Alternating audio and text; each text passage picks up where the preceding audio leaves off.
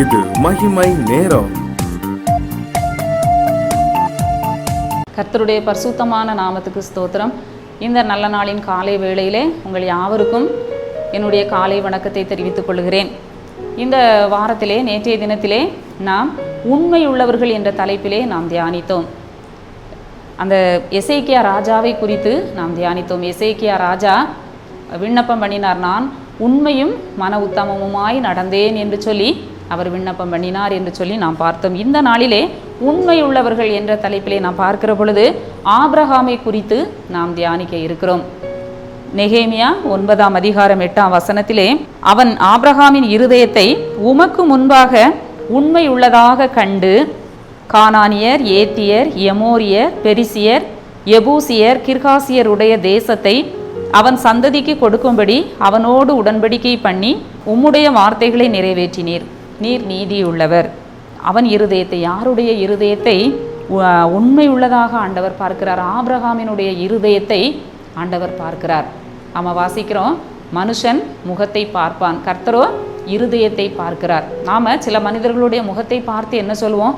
அவங்க ரொம்ப நல்லவங்க, அவங்க ரொம்ப நேர்மையான ஒரு மனிதர், அவங்க ரொம்ப உண்மையான ஒரு மனிதர் அப்படின்னு சொல்லி நாம் சொல்லுவோம். ஆனால் ஆண்டவர் மனிதர்களுடைய முகத்தை பார்த்து இவர்கள் உண்மையானவர்கள், இவர்கள் நேர்மையானவர்கள் என்று சொல்லி ஆண்டவர் சொல்லுகிறதில்லை. ஆண்டவர் ஒவ்வொரு மனிதனுடைய இருதயத்தை பார்க்கிறார். இங்கே ஆபிரகாமை குறித்து அவன் இருதயத்தை உமக்கு முன்பாக உண்மை உள்ளதாக காண்கிறார். ஆபிரகாமினுடைய இருதயம் கர்த்தருக்கு முன்பாக உண்மை உள்ளதாக இருந்தது. நான் வாரத்திலே தியானித்து கொண்டு இருக்கிற வசனம், உண்மையுள்ள மனுஷன் பரிபூரண ஆசீர்வாதங்களை பெறுவான். பரிபூரண ஆசீர்வாதம் என்றால் என்ன? உலக ஆசீர்வாதத்தோடு மாத்திரமல்ல. இன்னைக்கு நம்ம நிறைய பணம், நகை, சொத்து, வீடு இதெல்லாம் இருக்கிறவங்க ஆசீர்வதிக்கப்பட்டவர்கள் என்று சொல்லி நினைக்கிறோம். ஆனால் கர்த்தருடைய ஆசீர்வாதம் இந்த உலக ஆசீர்வாதத்தோடு மட்டுமல்ல, பரிபூரண ஆசீர்வாதத்தை கொடுக்கிறவர் நம்முடைய ஆண்டவர். பரிபூரண ஆசீர்வாதம் என்பது இந்த உலகத்திற்குரிய ஆசீர்வாதத்தையும் ஆண்டவர் நமக்கு தேவை, என்ன தேவையோ அந்த அதே ஆசீர்வாதத்தை நமக்கு கொடுப்பார்.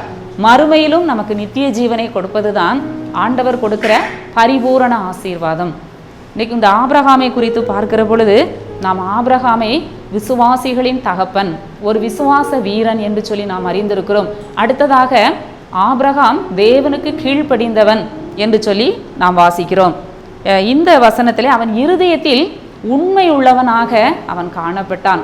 கர்த்தருடைய கண்கள் எவ்விடத்திலும் இருந்து நல்லோரையும் தீயோரையும் நோக்கி பார்க்கிறது. அவருடைய கண்கள் அவனுடைய இருதயத்தை காண்கிறது.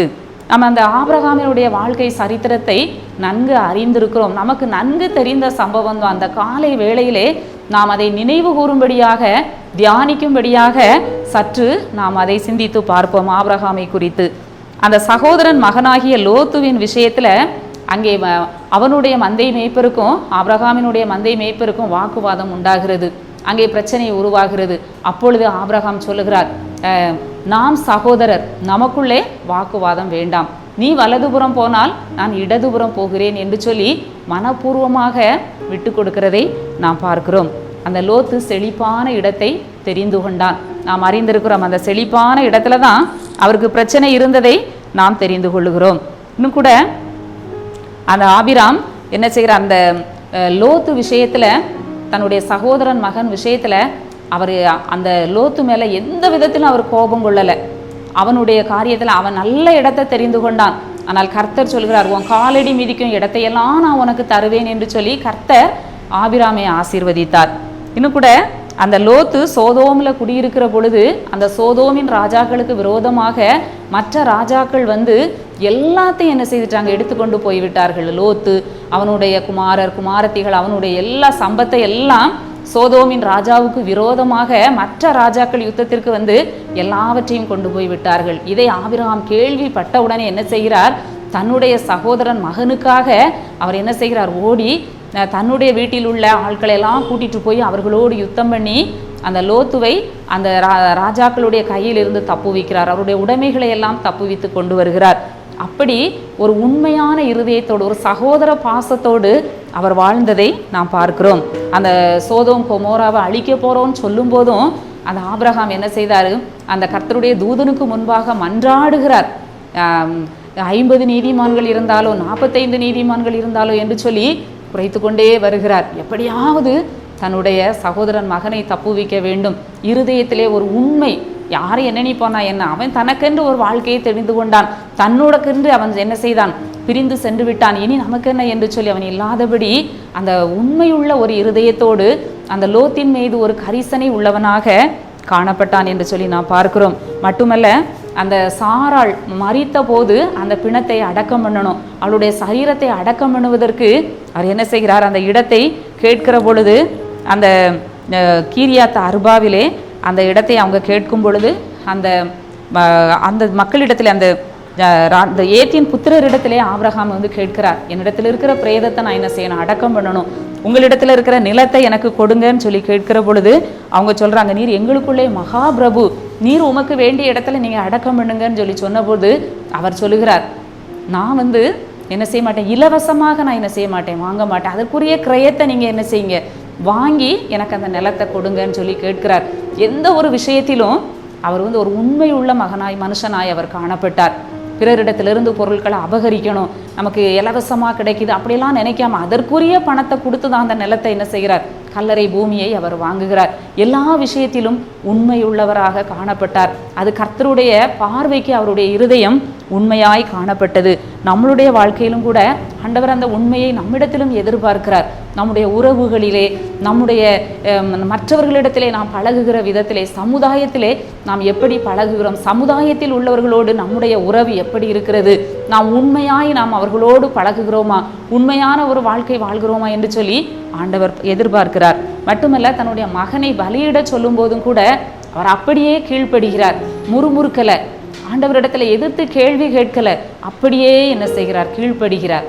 அதற்குரிய ஆசீர்வாதத்தை ஆண்டவர் அவருக்கு கொடுக்கிறார். நம்முடைய வாழ்க்கையிலும் நாமும் கூட நம்முடைய இருதயம் கர்த்தருக்கு முன்பாக உண்மையாக இருக்கட்டும்.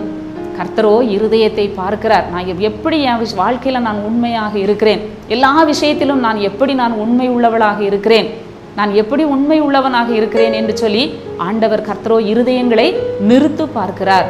மனிதர்கள் பார்க்கிறபடி ஆண்டவர் பார்க்கல. நம்முடைய உள்ளான எண்ணங்கள், நம்முடைய நினைவுகள், நம்மளுடைய எல்லா அந்தரங்கங்களையும் கர்த்தர் என்ன செய்கிறார், பார்க்கிறார். நாம் அதிலே உண்மை உள்ளவர்களாக மற்றவர்களுடைய காரியங்களிலே, மற்றவர்களுக்கு செய்கிறதிலே, மற்றவர்களுக்கு நாம் கொடுக்கிறதிலே நாம் எந்த அளவுக்கு உண்மையாக இருக்கிறோம் என்று சொல்லி ஆண்டவர் பார்க்கிறார். வாசிக்கிறோம், உண்மையுள்ள மனுஷன் பரிபூரண ஆசீர்வாதங்களை பெறுவான். ஆபிரகாம் உண்மையுள்ள ஆண்டவருடைய இருதயத்துக்கு உண்மையானவனாய் காணப்பட்டார். நாமும் கூட ஆண்டவரிடத்திலே கேட்போம், ஆண்டவரே என்னுடைய இருதயம் உமக்கு முன்பாக உண்மையாய் இருக்கட்டும் என்று சொல்லி. அப்படிப்பட்ட மனுஷனுக்கு கர்த்தர் கொடுத்த ஆசீர்வாதம் என்ன? ஆதியாகமம் 24ஆம் அதிகாரம் 35ஆம் வசனத்திலே நாம் வாசிக்கிறோம். அந்த அவனுடைய ஊழியக்காரனாகிய எலியேசர் சொல்கிறார், கர்த்தர் என் எஜமானை மிகவும் ஆசீர்வதித்திருக்கிறார், அவர் சீமானாய் இருக்கிறார். கர்த்தர் அவருக்கு ஆடு மாடுகளையும் வெள்ளியையும் பொன்னையும் வேலைக்காரரையும் வேலைக்காரிகளையும் ஒட்டகங்களையும் கழுதைகளையும் கொடுத்திருக்கிறார். இருதயத்திலே உண்மை இருக்கிற பொழுது கர்த்தருடைய பரிபூரண ஆசீர்வாதம் நமக்கு உண்டு. நாமும் கூட கர்த்தரிடத்திலே அந்த உண்மையான வாழ்க்கையை வாழ்ந்த ஆசீர்வாதத்தை பெற்றுக்கொள்வோம்.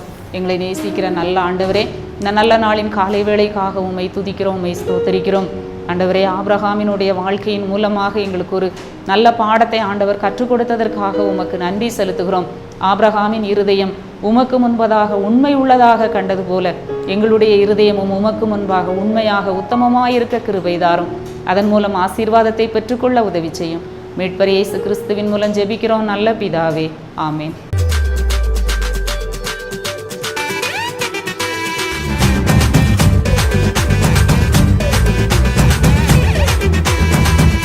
மகிமை மகிமை மகிமை